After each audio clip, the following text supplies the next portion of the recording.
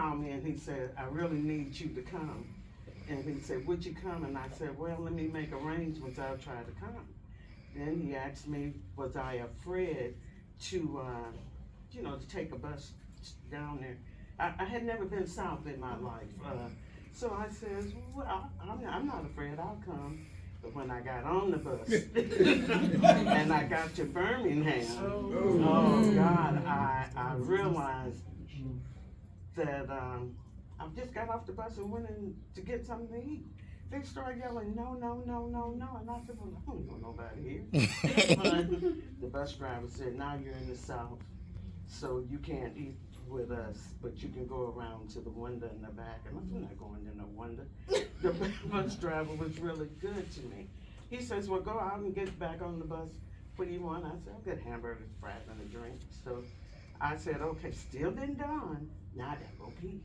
So I go in the bathroom. When I get in there, they shove me out and tell me, white water colorway.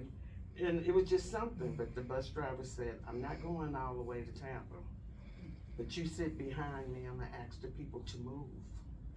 And as far as I go. And then when the next relief driver came on, he said, watch her all the way to Tampa. And when he clears the bus, he said, you stand right there.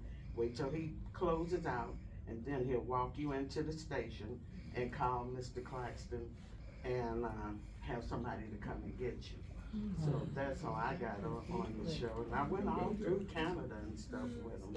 Okay. And how long did you stay on the show? I stayed on the show. Mr. Claxton died around 67, 68.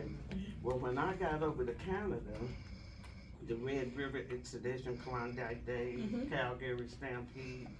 Well, when I got back to the United States, well, it was under, just like now, it was under martial law, how you say it. They had brought the troops out in Milwaukee.